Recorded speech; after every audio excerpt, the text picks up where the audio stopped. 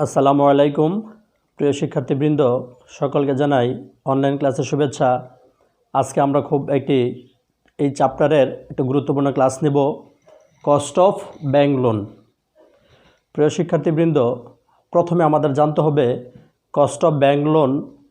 আমরা সাধারণত জানি ব্যাংক থেকে যে ঋণ নেওয়া হয়, এই ঋণের উপর যে ইন্টারেস্ট প্রদান করি তাকেই আমাদের ব্যাংক লোন বলা হয়, যদি সাধারণ অর্থে বলি। তাহলে আমরা কয় প্যাটার্নের অঙ্ক করব এবং কয়টা প্যাটার্নের অঙ্ক শিখতে পারবো। এই কস্ট অফ ব্যাংক লোনের প্যাটার্ন হচ্ছে আমাদের তিনটি। তাহলে তিনটি, একটা হচ্ছে কিস্তি পদ্ধতি, আমি আলোচনা করব ধারাবাহিকভাবে। একটা হলো রিভলভিং ক্রেডিট, একটা নিয়ম আছে। আর একটা হচ্ছে নর্মাল নিয়ম, হচ্ছে কস্ট অফ ব্যাংক লোনের। তাহলে আমরা ফিনান্সের সংজ্ঞানুসারে, অর্থাৎ যারা ফিনান্স এক্সপার্ট হতে চাই, তারা যদি প্রথম লেকচারের প্রত্যেকটা সূত্র যদি ভালোভাবে আয়ত্ত করতে পারি, তাহলে আমরা খুব সহজেই অঙ্কগুলো করতে পারি এবং ফিনান্সে এক্সপার্ট হওয়ার সুযোগ আছে। তা আমরা প্রথমে দেখে নেই কস্ট অফ ব্যাংক লোনের যে সূত্রগুলো আমরা শিখব। কখন কোন সূত্রটি ইউজ করব আমি ওইটা নোট আকারে বলে দিব। অ্যানুয়াল পার্সেন্টেজ রেট, সর্বপ্রথম সূত্রটি হচ্ছে interest by loan minus interest minus compensating balance into 360 days by maturity period. প্রিয় শিক্ষার্থী বন্ধুরা, এখানে দুইটা শব্দ ইউজ করা হয়েছে, একটা হচ্ছে ইন্টারেস্ট আর একটা হচ্ছে কম্পেনসেটিং ব্যালেন্স। এই যে সূত্রটা লিখলাম, কখন এই সূত্রটা ইউজ করব? যখন অঙ্কের মধ্যে ডিসকাউন্ট বেসিস শব্দটা থাকবে, ডিসকাউন্ট বেসিস উইথ অবলিক হচ্ছে ইন্টারেস্ট ইন অ্যাডভান্স উইথ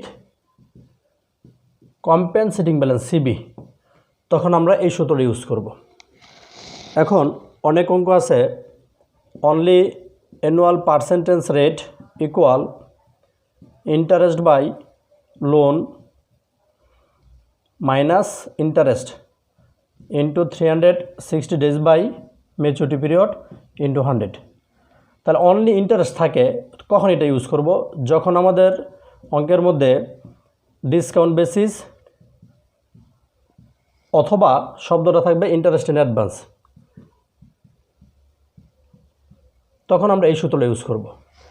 তাহলে এই সূত্রটার এটার মধ্যে ডিফারেন্সটা হলো, এটার মধ্যে কম্পেনসেটিভ ব্যালেন্স শব্দটা আছে আর এটার মধ্যে থাকবে না, তখন আমাদের কম্পেনসেটিভ ব্যালেন্সটা বাদ যাবে।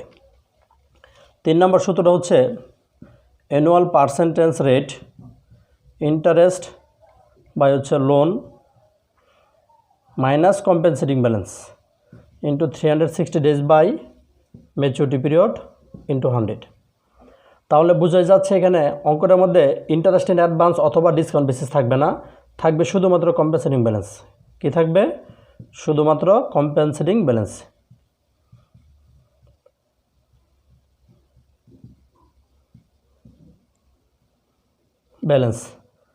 এই শব্দটি যদি থাকে তাহলে আমরা এই সূত্রটি ইউজ করব। 4 number, annual percentage rate interest by loan into 360 days বিভাগ ম্যাচুরিটি পিরিয়ড ইন্টু 100। তাহলে এই সূত্রটা, এই অঙ্কটা যখন আমরা ইউজ করব, তখন ডিসকাউন্ট বেসিসও থাকবে না, not discount basis with interest with compensating balance CB, অর্থাৎ ডিসকাউন্ট বেসিস শব্দটা থাকবে না এবং সাথে কম্পেনসেটিং ব্যালেন্সও থাকবে না। কোনো কিছু যখন বলা থাকবে না অঙ্কটার মধ্যে, তখনই আমরা এই সূত্রটা ইউজ করব। তাহলে সবচেয়ে সহজেই আমরা 1 নম্বর সূত্রটা যদি এক কথা বলি, অনলি একটা সূত্র ইউজ করলে আমরা বাকিগুলো লিখতে পারতেছি। 1 নম্বরে ইন্টারেস্ট বাই লোন, যখন কোনো কিছু বলবে না তখন এই সূত্র লিখব। যদি ইন্টারেস্ট ইন অ্যাডভান্স থাকে অঙ্কটার মধ্যে, তাহলে ইন্টারেস্ট মাইনাস করব। সাথে যদি কম্পেনসেটিভ ব্যালেন্স অথবা রিজার্ভ থাকে, তখন আমরা এই সূত্রটা ইউজ করব, কম্পেনসেটিভ ব্যালেন্স অথবা রিজার্ভ। আর 360 days বাই ম্যাচুরিটি পিরিয়ড, আমরা প্রত্যেকটা সূত্রের মধ্যে এই মানটা ইউজ করব। বইয়ের সূত্রগুলো যদি আমরা দেখি, অনেক সূত্র আছে যা এই 360 days বাই ম্যাচুরিটি পিরিয়ড লেখা থাকে না।